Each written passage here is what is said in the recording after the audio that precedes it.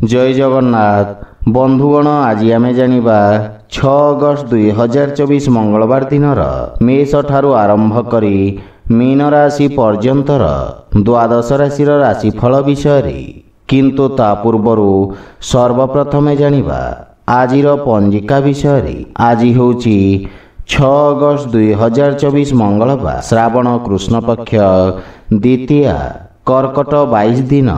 आज मघा नक्षत्र और सिंह चंद्र। आजिर शुभ बेला दिवा 8 घंटा 5 मिनिट रु दिवा 10 घंटा 42 मिनिट पर्यंत। आजिर सूर्योदय प्रातः 5 घंटा 29 मिनिट। आजिर सूर्यास्त संध्या 6 घंटा 30 मिनिट। आज कर्कट और मकर राशि पुरुष मानक घात चंद्र एवं मकर राशिर घात बार। आज बैतालु भक्षण निषेध।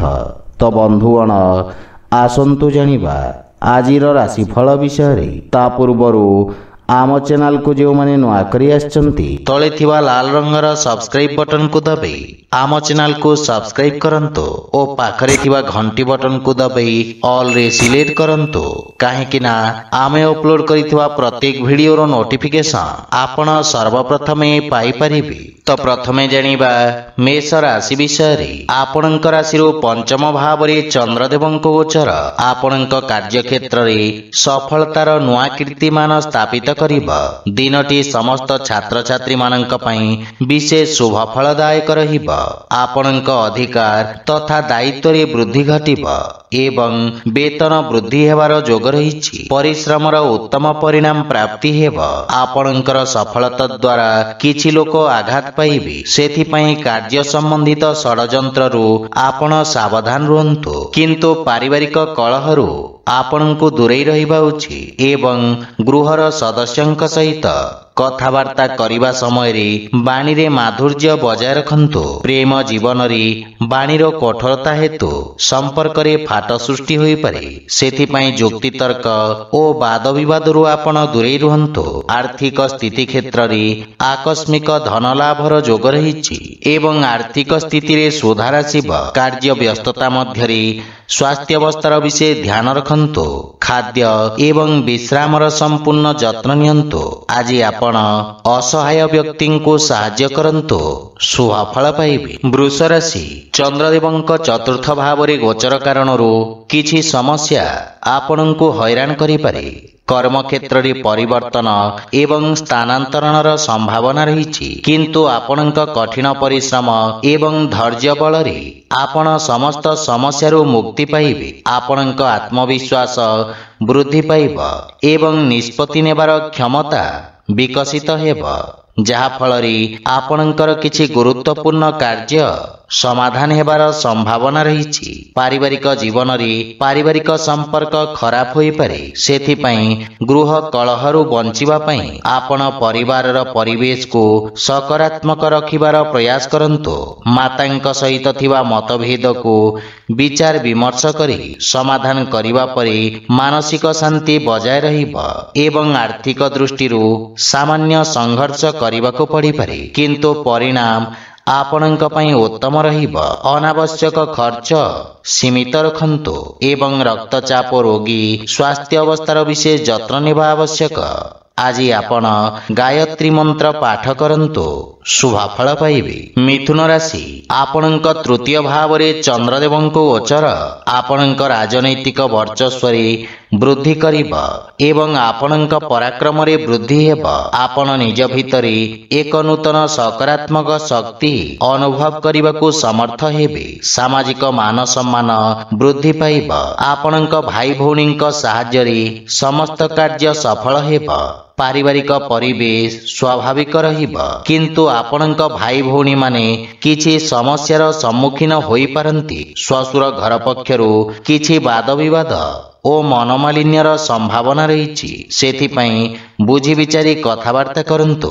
जीवन साथी किछि स्वास्थ्य संबंधित समस्या देखा दे पारे सेथि पई मानसिक चिंता को निज उपरे प्रभावी हेबाकू दियंतु नहीं। आर्थिक स्थिति उत्तम अनुकूल रहिछि एवं कोनोसी प्रकार गुप्त मार्ग माध्यम रे धन प्राप्तिर संभावना रहिछि किंतु स्वास्थ्य अवस्था रे अनियमित रक्तचाप जनित समस्या ଦେଖାଦେଇପାରେ। ସେଥିପାଇଁ ସ୍ୱାସ୍ଥ୍ୟାବସ୍ଥାକୁ ଅଣଦେଖା କରନ୍ତୁ ନାହିଁ। ଆଜି ଆପଣ ଭଗବାନ କୃଷ୍ଣଙ୍କୁ ତୁଳସୀ ଦଳ ଅର୍ପଣ କରନ୍ତୁ, ଶୁଭଫଳ ପାଇବେ। କର୍କଟ ରାଶି, ଆପଣଙ୍କ ଦ୍ୱିତୀୟ ଭାବରେ ଚନ୍ଦ୍ରଦେବଙ୍କ ଗୋଚର ଆପଣଙ୍କ ସାଥୀମାନଙ୍କ ସହିତ ସମ୍ପର୍କରେ କିଛି ତିକ୍ତତା ଆଣିପାରେ, କିନ୍ତୁ ବାଣିଜ୍ୟ ବ୍ୟବସାୟ ଦୃଷ୍ଟିକୋଣରୁ ଦିନଟି ଉତ୍ତମ ଲାଭଦାୟକ ରହିଛି। ଆପଣ କାର୍ଯ୍ୟକ୍ଷେତ୍ରରେ ଉତ୍ତମ ସଫଳତା ପ୍ରାପ୍ତ କରିବେ। ରୋଜଗାର ବା ନିଯୁକ୍ତି କ୍ଷେତ୍ରରେ ପଦୋନ୍ନତିର ସମ୍ଭାବନା ରହିଛି।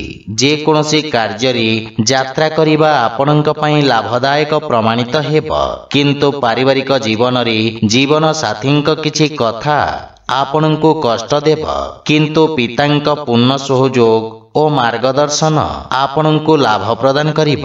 ମାତା ଓ ଜୀବନସାଥୀଙ୍କ ମଧ୍ୟରେ କିଛି ବିବାଦର ସମ୍ଭାବନା ରହିଛି, ଯାହାକି ପାରିବାରିକ କନ୍ଦଳ ସୃଷ୍ଟି କରିପାରେ। ପ୍ରେମ ସମ୍ବନ୍ଧରେ ପ୍ରଗାଢ଼ତା ଆସିବ ଏବଂ ଆର୍ଥିକ ସ୍ଥିତି କ୍ଷେତ୍ରରେ ଆଂଶିକ ଧନ ଲାଭ ବା ସମ୍ପତ୍ତିରୁ ଆପଣ ଲାଭବାନ ହେବେ।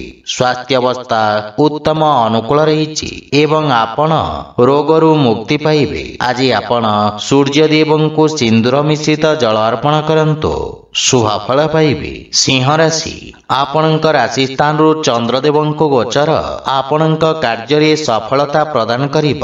ବିରୋଧୀ ଓ ଶତ୍ରୁମାନଙ୍କୁ ପରାସ୍ତ କରିବାରେ ଆପଣ ସଫଳ ହେବେ। ଯଦି କୌଣସି ଆଇନଗତ ବିବାଦ ଚାଲିଛି, ତେବେ ବିଜୟର ଶୁଭ ସମ୍ଭାବନା ରହିଛି। ଅନ୍ୟମାନଙ୍କ କ୍ଷେତ୍ରରେ ହସ୍ତକ୍ଷେପ କରିବା ଆପଣଙ୍କୁ କ୍ଷତି ପହଞ୍ଚାଇବ। ରୋଜଗାର କ୍ଷେତ୍ରରେ ଏହି ଗୋଚର ଆପଣଙ୍କୁ ଶୁଭଫଳ ପ୍ରଦାନ କରିବ ଏବଂ ପରିସ୍ଥିତି ଉତ୍ତମ ହେବାକୁ ଲାଗିବ। ପାରିବାରିକ ସ୍ତରରେ ଆପଣ ଜୀବନସାଥୀଙ୍କ ଭାବନାକୁ ସମ୍ମାନ କରିବେ ଏବଂ ପ୍ରେମ ଭାବ ବୃଦ୍ଧି ପାଇବ।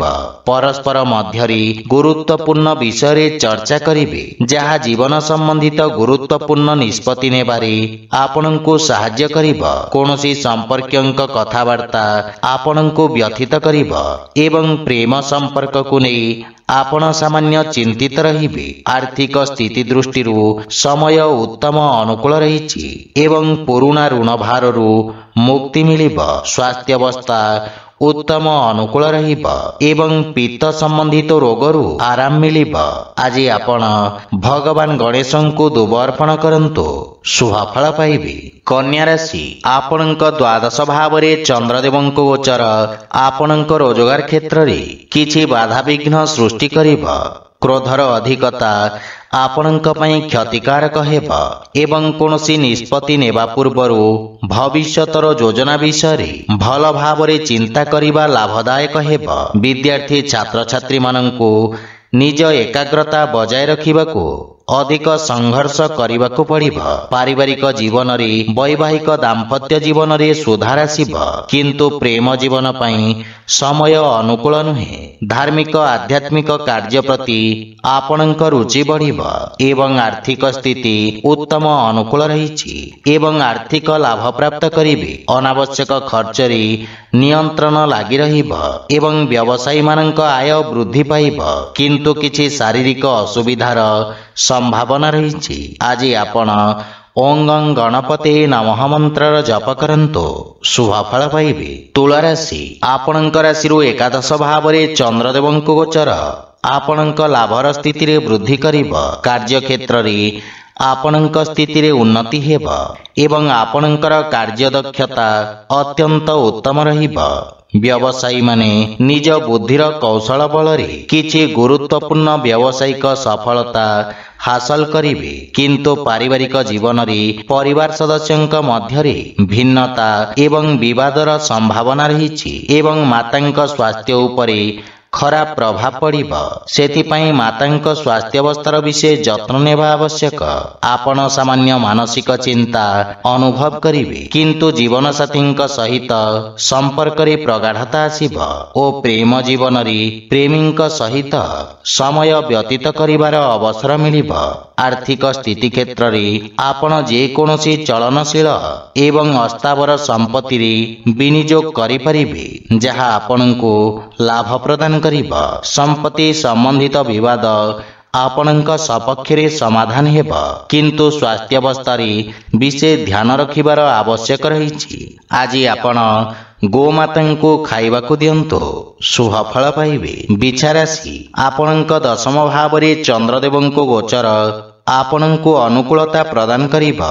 ଆଜି ଆପଣ ଊର୍ଜାବାନ ଅନୁଭବ କରିବେ ଏବଂ ଆପଣଙ୍କ କାର୍ଯ୍ୟକୁଶଳତା ଓ ଦକ୍ଷତା ବଳରେ ଆପଣ କାର୍ଯ୍ୟକ୍ଷେତ୍ରରେ ଉତ୍ତମ ସଫଳତା ଅର୍ଜନ କରିବେ। ଶିକ୍ଷା କ୍ଷେତ୍ରରେ ଆପଣଙ୍କ ପ୍ରୟାସ ସଫଳତା ଆଣିବ, ଯାହା ଫଳରେ ଆପଣଙ୍କ ମନରେ ପ୍ରସନ୍ନତା ଅନୁଭବ କରିବେ ଏବଂ ଆପଣ ନିଜ ଅଧୀନରେ ପ୍ରତ୍ୟେକ କାର୍ଯ୍ୟ କରିବେ, ଯାହା କାର୍ଯ୍ୟରେ ଶୀଘ୍ର ସଫଳତା ଆଣିବ। ଆପଣ ନିଜ ବିରୋଧୀ ଓ ପ୍ରତିଦ୍ୱନ୍ଦ୍ୱୀଙ୍କୁ ପରାସ୍ତ କରିବାରେ ସଫଳ ହେବେ। କ୍ରୀଡ଼ା କ୍ଷେତ୍ର ଜଡ଼ିତ ବ୍ୟକ୍ତିଙ୍କୁ ବିଶେଷ ସଫଳତା ପ୍ରାପ୍ତି ହେବ।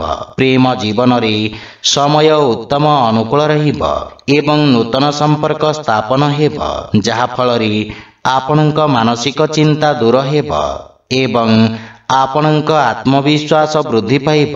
ଆର୍ଥିକ ସ୍ଥିତି କ୍ଷେତ୍ରରେ ଶ୍ୱଶୁର ଘର ପକ୍ଷରୁ ଧନ ଲାଭର ଯୋଗ ରହିଛି। ସ୍ୱାସ୍ଥ୍ୟାବସ୍ଥା ଉତ୍ତମ ଅନୁକୂଳ ରହିବ ଏବଂ ଆପଣ ଶାରୀରିକ ଊର୍ଜାବାନ ଅନୁଭବ କରିବେ। ଆଜି ଆପଣ ଗୋମାତାଙ୍କୁ ଖାଇବାକୁ ଦିଅନ୍ତୁ, ଶୁଭ ଫଳ ପାଇବେ।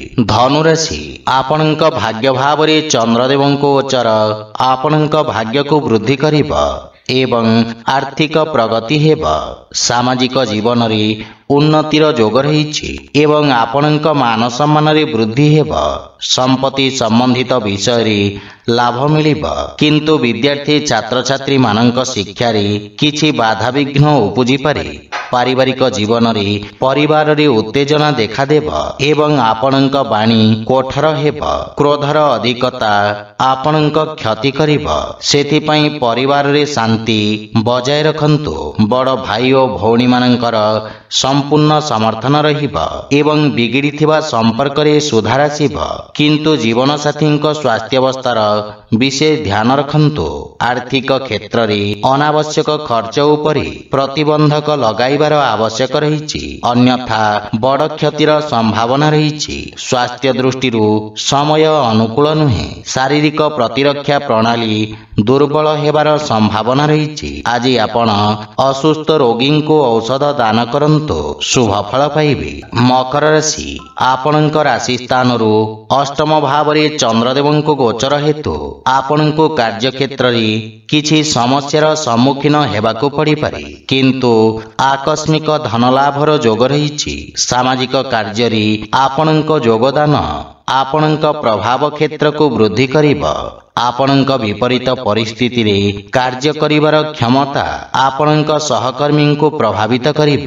ପରିବାରରେ କୌଣସି ବ୍ୟକ୍ତିଙ୍କ ସହିତ ମତଭେଦ ହେବାର ସମ୍ଭାବନା ରହିଛି, କିନ୍ତୁ ଆପଣ ନିଜ ବାଣୀ କୌଶଳରେ ସମସ୍ତଙ୍କୁ ପ୍ରଭାବିତ କରିବେ।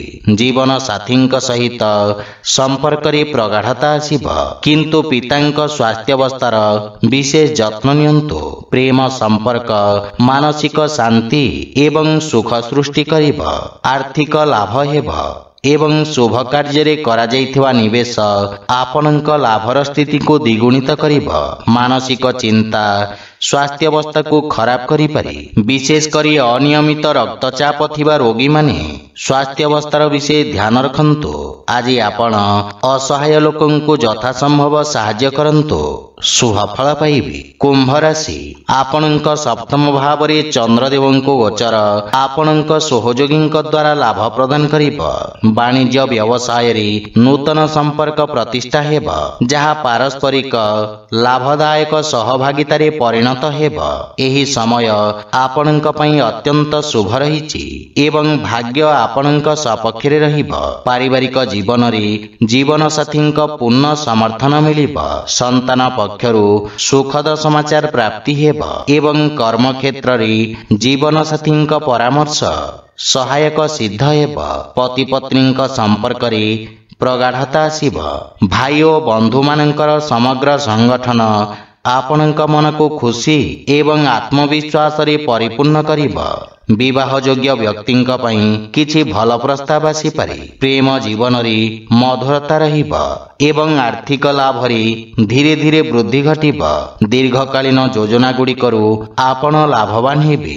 योजनाबद्ध भाव रे करा जाइथवा समस्त कार्य सर्वोत्तम सफलता हासिल करिब एवं आपणक सामाजिक क्षेत्रर विकास हेब। नूतन कार्यर रूपरेखा प्रस्तुत करिवे। आपण स्वास्थ्य संबंधित समस्यारू मुक्ति पाइबे एवं मानसिक सुख एवं शांति अनुभव करिवे। आज आपण असहाय व्यक्ति को साहाय्य करंतु शुभ फल पाइबे। मीन राशि आपणक राशि स्थान षष्ठ भाव रे चंद्रदेव को गोचर आपणक खर्च रे वृद्धि करिब। आपण निज बुद्धि एवं कौशल बल रे निज समस्त लक्ष्य को हासिल करिबारे सक्षम हेबे। आपणक किछि गुप्त शत्रु आपणक भावमूर्ति को नष्ट करिबार प्रयास करिवे। आपण नूतन लोकंक सहित साक्षात करिवे। क्यारियर रे उत्तम उन्नतिर जोग रहिछि एवं नूतन कार्य करिबाकू चेष्टा करिवे। कार्य क्षेत्र रे स्थिति रे सुधार आसिब एवं सहकर्मी परामर्श रु आपण उपकृत हेबे। मातुल घर पक्षरु पूर्ण सहयोग और मार्गदर्शन प्राप्ति हेब। किंतु पारिवारिक कलहरु आपण दूरे रुहंतु तथा परिवार सदस्यंक स्वास्थ्यावस्थार जत्न नियंतु।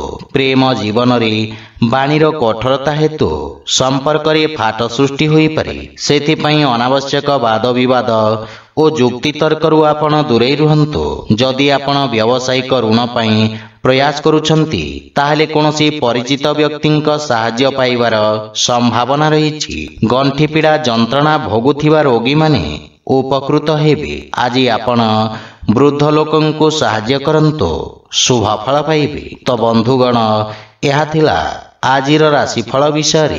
जदि भिडियोटी आपण मानकु भल लागि थाए लाइक शेयर और कमेंट करि जणांतु एवं आम चैनल को सब्सक्राइब करंतु। जय जगन्नाथ।